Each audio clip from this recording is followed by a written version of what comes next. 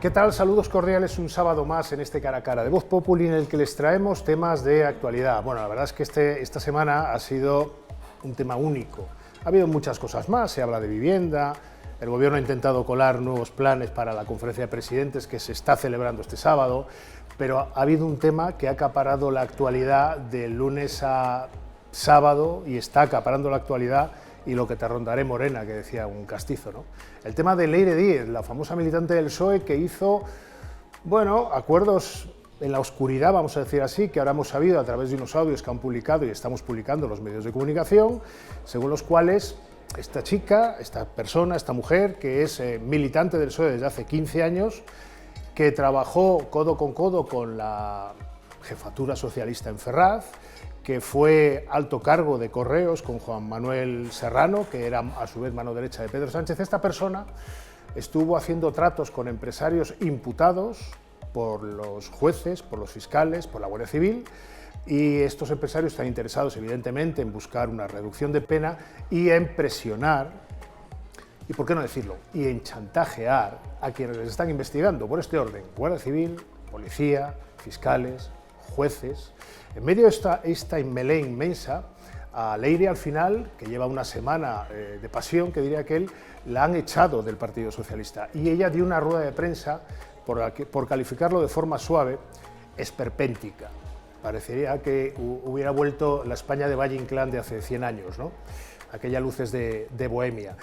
Para hablar de todo esto, para hablar de lo que suponen las investigaciones que están realizando las fuerzas de seguridad del Estado, lo que supone de interferencia estas maniobras orquestales en la oscuridad que algún día sabremos si tenían autorización institucional o no, ojo, contra dos instituciones básicas que son la justicia, los fiscales, la Guardia Civil, la policía. Digo, para hablar de todo esto hemos traído a alguien que conoce muy bien el paño, que diría aquel. Olaya Salardón. Encantado de tenerle con nosotros, portavoz de la Asociación Unificada de Guardias Civiles. Muchas gracias. Bueno, ¿qué sintió cuando vio a Leire este miércoles en una rueda de prensa? Yo la he calificado de esperpéntica porque no me gusta faltar a la gente, pero creo que se queda corto. ¿Qué sintió? Porque claro, ella es Guardia Civil, uno de los cuerpos en el objetivo de quienes buscan trapos sucios de la Unidad Central Operativa, esa famosa Unidad Central Operativa que investiga los delitos de los delincuentes. ¿Qué sintió como Guardia Civil? Pues creo que tu calificativo describe muy bien lo que sentimos los guardias civiles, pues viendo cómo esta mujer cataloga nuestro trabajo, ¿no? Cómo se buscaba menospreciar todo ese ingente trabajo que realiza esta central. Pues la verdad que nos levantamos todas las mañanas con estas noticias y la verdad que a los guardias civiles nos gusta salir en medios por otro tipo de actuaciones. Pero bueno, nos ha tocado así, estamos continuamente en portada y esperemos que bueno, esto vuelva todo a su cauce en breve. Claro, es que ellos están en portada, como bien dice Olaya, pero están en portada por desarticular bandas criminales, etcétera. Lo que nunca habían estado en portada, por lo menos en la etapa democrática, es porque alguien del partido del gobierno, vamos a dejarlo ahí, estuviera buscando o rebuscando porquería para imputar a guardias civiles que investigan a su vez a los delincuentes. Le voy a hacer una pregunta clara. ¿Ustedes creen que el gobierno, o pueden imaginar que el gobierno esté detrás de esta señora, de la tal Leire Díez? Independientemente de que esté o no, creo que no nos merecemos el trato institucional que estamos recibiendo, ¿no? Desde UGC echamos en falta que, por ejemplo, la directora general haga un reconocimiento público o un apoyo, secretario de Estado de Seguridad, el ministro del Interior o cualquier mando dentro de la Guardia Civil salga a defender a sus agentes, ¿no? A sus trabajadores, a los que trabajan en esa central tan valorada por nuestra sociedad. Claro, es que lo que está mencionando Olaya Salardón es muy importante. Vamos a contextualizar. El presidente del gobierno no da una rueda de prensa, Pedro Sánchez no da una rueda de prensa con preguntas, no declaración institucional, rueda de prensa con preguntas, someterse a las preguntas de los periodistas desde hace un mes por lo menos. Bueno, hasta cierto punto es razonable que el presidente del gobierno no se meta porque quien tendría que meterse es el ministro de Interior, Fernando Grande Marlaska, que ha hecho, bueno, una larga cambiada, casi obligado en una mesa de Consejo de Ministros el martes de hace ahora 10 días. Y la que no ha dicho esta boca es mía todavía, después de la que está cayendo, y perdonen que utilice esta expresión, es la directora de la Guardia Civil, Mercedes González. Está ella en el ojo del huracán, porque parece ser, según algunas informaciones, que Leire Díez le transmitía todo lo que estaba hablando con guardias civiles, entre ellos Rubén Villalba, el famoso comandante que está siendo investigado en la trama de Ábalos y Koldo.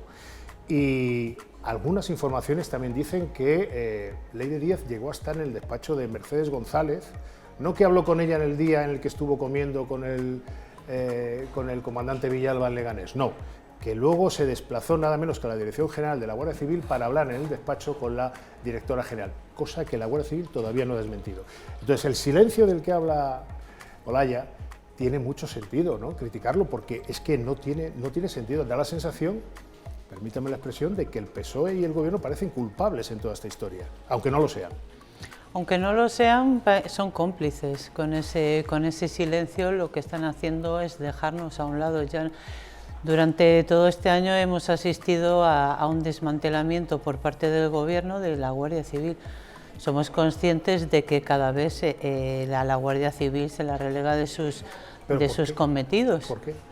Pues eso habría que trasladar la pregunta a lo mejor al ministro, pero empezamos con Guardia Civil de Tráfico en Navarra, cesión de puertos y aeropuertos, cesión de competencias a Policía Nacional, avances en derechos laborales cero o ninguno. Y bueno, eso al final hablamos de los derechos laborales de la Guardia Civil, que eso merece capítulo aparte, pero yo prefiero centrarme al principio en esto, en el medio de lo que estamos hablando esta semana, que es un tema, bueno, de una gravedad política y judicial inmensa, ¿no?, si se demuestra que toda esta historia es importante. Uno de los aspectos más controvertidos es que Leire Díez, en la famosa conversación que mantiene con Javier Pérez Dorset, con el abogado Jacobo Teijelo y con la teleconferencia que mantienen en esa reunión desde el despacho en Madrid de Teijelo con el imputado, no sé si huido, pero bueno, si no lo parece, al empresario de hidrocarburos Alejandro Hamlin. Les recuerdo que está pendiente de un juicio con 150 millones de euros que le piden por no haber pagado IVA, etcétera. Ya saben, todo el tema del fraude del IVA. Bueno, en esta conversación se habla mucho de Balas, de Antonio Balas, que es un nombre que ustedes hasta esta semana no sabrían quién es, yo tampoco. Es teniente coronel de la Unidad de Delitos Económicos de la UCO, de la Unidad Central Operativa de la Guardia Civil, y, oh casualidad, ya saben ustedes que en política las casualidades no existen, es la persona que está en el centro del foco, en el centro del huracán, si me permiten, porque está a punto la UCO de mandar al juez que investiga el caso de Ábalos Koldo un anexo o un nuevo informe en el que supuestamente, veremos en qué queda, se habla también del secretario de Organización del Partido Socialista, de Santos Cerdán. Bueno, pues meses atrás, en febrero, cuando se produjeron esas reuniones secretas de Leire con estos empresarios que ahora se han sabido por audios, estuvieron buscando trapos sucios del señor Balas, pero no han encontrado nada. Bueno, nuestro trabajo a veces molesta, no, pero bueno, es verdad que... A los delincuentes más, ¿no? A los delincuentes exactamente, mucho más, pero lógicamente nosotros hacemos nuestro trabajo. La Guardia Civil ha prestado un servicio a la sociedad independientemente del gobierno en el que esté. La UCO es una unidad que investiga por un mandato judicial. Independientemente de nuestras opiniones o de quien esté en el gobierno, nosotros hemos realizado nuestro trabajo con total pulcritud. Son profesionales de esto, forman parte de una unidad excelente y creo que, bueno, investigar algo acerca de este teniente coronel, pues desde nuestro punto de vista sobra, porque su trabajo está ahí y él se defenderá con su trabajo. Verán, Mercedes González, a la que hemos aludado antes, que es la directora general de la Guardia Civil, silente, por lo menos, creo que se ha ganado el adjetivo a pulso o se lo está ganando, dice que ha recibido al teniente coronel Balas en su despacho para transmitirle apoyo. El problema es que la ofensa al teniente coronel Balas es pública, se ha enterado todo el país, con lo cual yo creo que el resarcimiento por parte de la directora del cuerpo, de la Benemérita, debería ser también público, ¿no? Exactamente, debería ser público, igual que cuando la anterior directora que tuvimos, María Gámez, se fue y hubo un apoyo por parte de la institución y un apoyo público, pues ella tendría que estar al lado de sus agentes. manifestar su apoyo, tanto de ella como del ministro, como del secretario o incluso del DAO, del director, pero nadie los ha visto. Sabemos que sí, se han reunido con ellos y que les han trasladado que sigan con su trabajo igualmente, pero creemos que en estos momentos eso es muy poquito. Dígame una cosa, aunque le cueste, ¿le han transmitido extraoficialmente que hay orden de que nadie hable del tema? Es que solo se explica por esto, que nadie hable del tema, ni el DAO, o sea, que es un general de la Guardia Civil, ni el secretario de Estado de Seguridad, ni el ministro, ni el director general de la Guardia Civil. ¿Hay orden de que no se hable? No, no hay orden, pero es verdad que es una unidad muy hermética. Es verdad que son unidades que trabajan con ese hermetismo porque investigan en ese sentido. Sí es verdad que hablan con nosotros, pero es difícil que ellos hablen públicamente. Entonces, bueno, creo que también es una postura que deben adoptar, centrarse en su trabajo y esa es su mejor defensa, ¿no? Pero bueno, desde las asociaciones y sobre todo desde AUGC daremos voz a defenderlos y a poner en valor su trabajo. ¿Le choca? Yo lo he mencionado antes en la introducción de esta pregunta, ¿le choca que todo esto eclosione justo en el momento en que se espera el informe de la UCO sobre Santos Cerdán? Que no sabemos si es exactamente solo sobre Santos Cerdán o versa sobre otras personas también investigadas, ¿o no? ¿Les choca? Es curioso, sí, la verdad que, bueno, puede ser casualidad, pero es curioso que ahora salga todo esto. Vamos a ver cómo transcurre, cómo finaliza todo esto, pero bueno, sí que nos resulta llamativo. Y a usted, señora Salardón, ¿le consta que este tipo de presiones que recibimos todos, también en mucha menor medida y con mucha menor importancia los periodistas o los jueces o los fiscales, hacen mella en la UCO o a la UCO esto le resbala, que diría un castizo? Bueno, como decimos los guardias civiles, la Guardia Civil nunca se rinde, ¿no? Nosotros hemos estado ahí, como te comentaba antes, independientemente del gobierno en el que esté. La Guardia Civil es una institución de las más valoradas dentro de nuestra sociedad y seguiremos ahí. Ustedes también han estado en el ojo del huracán porque una parte del gobierno, claro, aquí el lío esta semana, ha pasado unas semanas del anterior programa, pero en la semana que ahora acaba, el lío ha sido monumental y ha tenido muchos flecos. Uno de ellos es lo más chusco, que es un bulo que empezó a correr en determinados medios de comunicación. El famoso capitán Bonilla, que estaba en la Guardia Civil, pero ahora está en excedencia porque trabaja para el Gobierno de Madrid, para Isabel Díaz Ayuso, habló con un confidente en un chat. Bueno, pues de ahí se extrajo, manipulando la conversación de ese chat, de su WhatsApp, que él quería poner una bomba, nada menos que una bomba lapa al presidente del gobierno. Estamos hablando de una España que vivió lo que vivió en materia antiterrorista, con lo cual yo creo que bromas sobre este tema deberíamos hacer pocas. Pero bueno, surgió el tema y sirvió de carnaza política. El gobierno entró como un elefante en una cacharrería. Varios ministros, Óscar López, Pilar Alegría, la propia María Jesús Montero, la vicepresidenta, dijeron que era intolerable, que se quisiera asesinar al presidente del gobierno.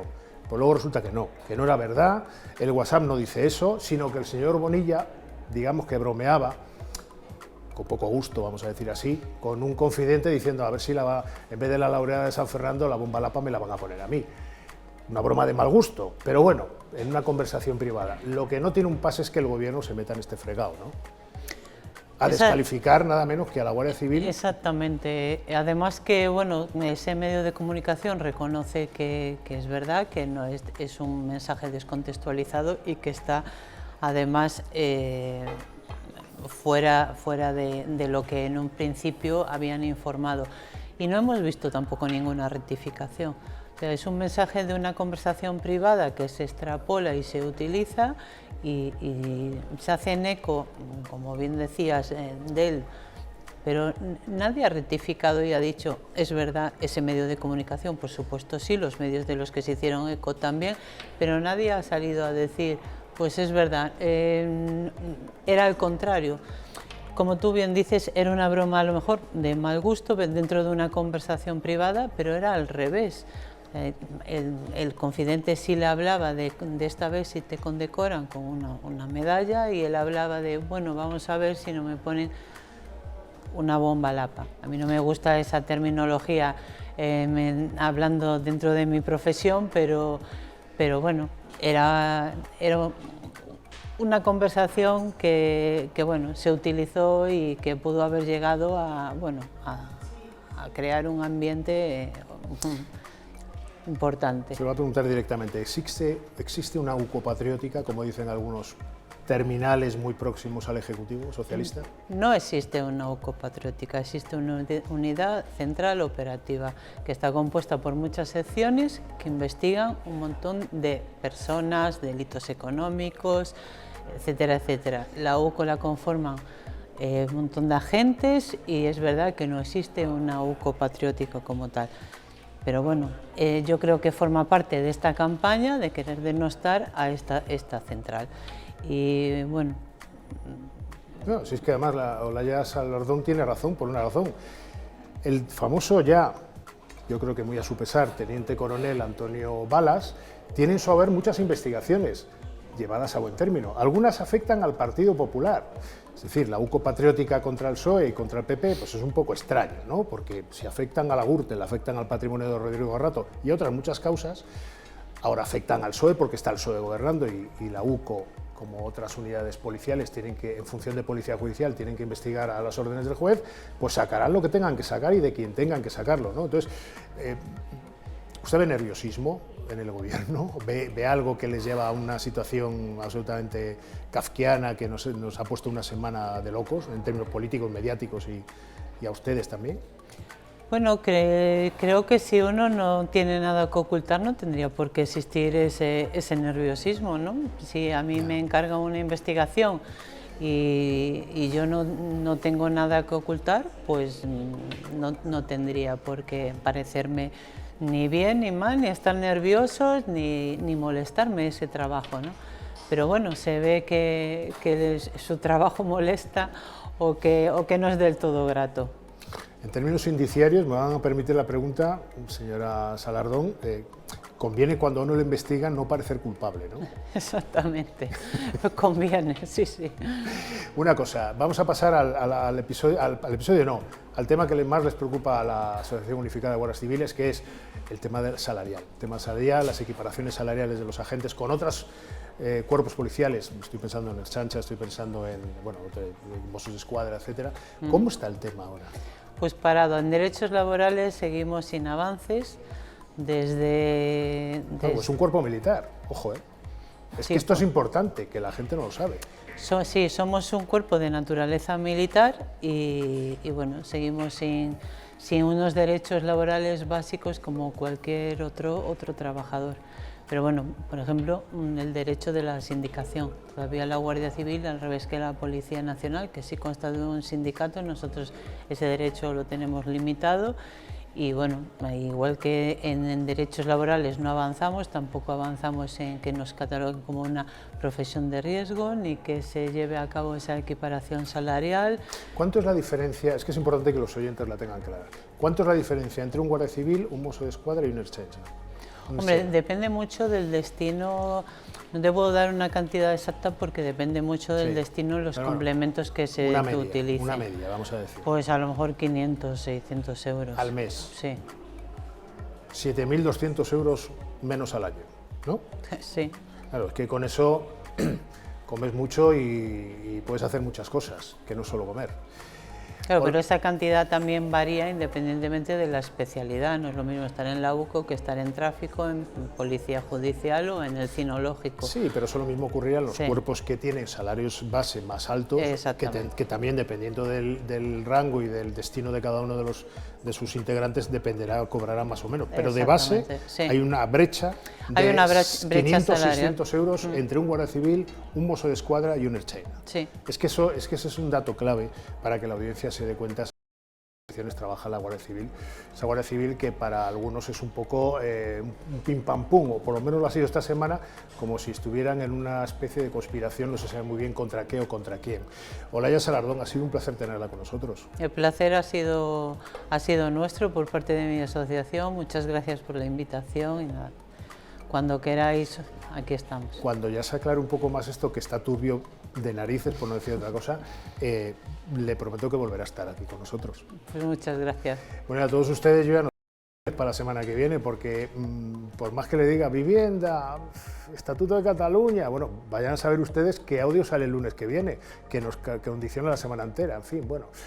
Ustedes lo verán y entenderán exactamente el sábado siguiente a quién vayamos a traer aquí. Hasta entonces.